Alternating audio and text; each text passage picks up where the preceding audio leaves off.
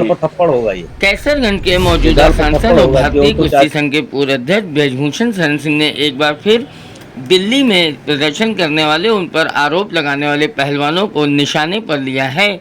इतना ही नहीं, ब्रजभूषण सिंह ने उनके साथ देने वाले तमाम उत्तर प्रदेश को छोड़कर बाहरी प्रदेशों के राजनीतिक दलों को भी अड़े हाथों लिया।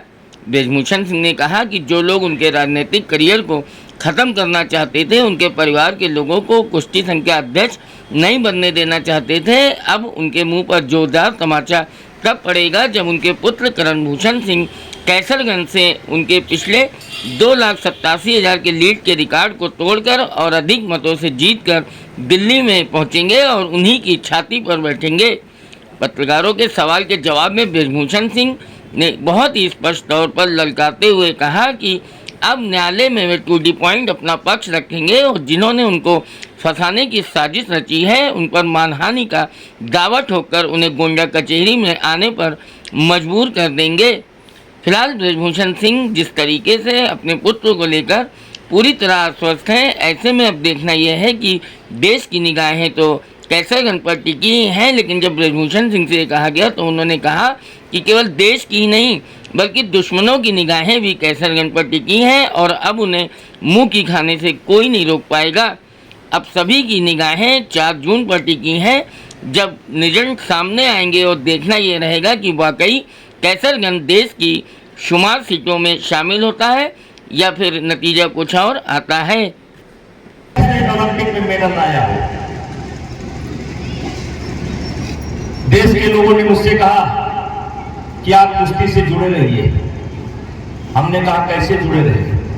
कहा करण भैया को कुश्ती का अध्यक्ष बनाइए और इन्हीं करण भैया को हम कुश्ती का अध्यक्ष बनाना चाहते थे। तब इन्हीं खिलाड़ियों ने, नहीं पहलवानों ने हमारे नेताओं से मिलकर के कहा कि उनके परिवार का कोई कुश्ती संघ का अध्यक्ष नहीं बनना चाहिए।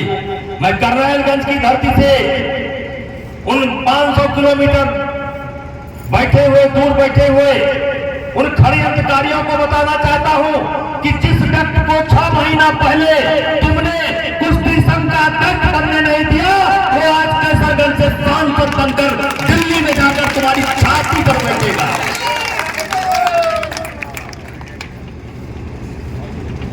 और इसलिए मेरे भाइयों, इस चुनाव पर सबकी निगाह है। इसलिए अल्पसंख्यक समाज के भाइयों, जब करनालगंज विधानसभा खुलती है तो 2 राउंड तक हम हारते हैं। मेरा सारा चाणक्य धरा सब गपा गप चला जाता है। इसलिए अल्पसंख्यक समाज के लोगों से कहना चाहता हूं, आप बहादुर जात के लोग हो, बहादुर की गलत करते हो। मैंने भी आपकी कभी बेइज्जती नहीं की है, मैंने भी कभी आपके साथ भेदभाव नहीं किया है। और आपका वोट भी मेरे अलावा कोई मांगने नहीं आएगा। जो माहौल है, कोई आपका वोट मांगने नहीं आएगा। इसलिए मैं कह रहा तो प्रदेश की भी है, मेरे दुश्मनों की भी है, जो यहाँ से 600 किलोमीटर बैठ करके हमारी जिंदगी के हम कैसे जिएंगे, कैसे रहेंगे, जिंदा रहेंगे, नहीं रहेंगे, जो निर्धारण कर रहे हैं, उनकी ज्यादा निगाह है। और इसलिए यहाँ की जनता तय कर चुकी है, पिछले से ज्यादा वोट से जिताएगी। 2,87,000 से पिछली बार चुनाव जीते थे, इस बार उससे बड़ी जीत करेंगे। तो ये गाल पर थप्पड़ होगा, ये गाल पर थप्पड़ होगा कि वो तो चाहते हैं हमारी राजनीति खत्म हो जाए। और क्या सच्चाई है, क्या नहीं सच्चाई है, तो सामने आएगा। अब तो कोर्ट में खुल करके बोलने का हमको मौका मिलेगा। अभी तक तो हम बोल नहीं पाते थे, एक दायरे के अंदर हमें अपनी बात रखनी थी। अब हम रखेंगे, इनकी धज्जी उड़ाएंगे। ये सब झूठे हैं, तो इनको बेनकाब करने के लिए बेनकाब करेंगे इनको, बेनकाब नहीं करेंगे, मानहानि का दावा करेंगे इनके ऊपर, इसी गोंडा कचहरी में लाएंगे इनको। इनके पीछे के भी कोई लोग हैं, कांग्रेस पार्टी है, ये सारे विरोधी दल हैं। हमारे उत्तर प्रदेश को छोड़ करके बाकी देश के सारे विरोधी दल हैं। आम आदमी पार्टी है, टुकड़े टुकड़े गैंग है, सब हैं, सब आएंगे। आज तो हम झेल रहे हैं, लेकिन दावा करते हैं ये झेलेंगे।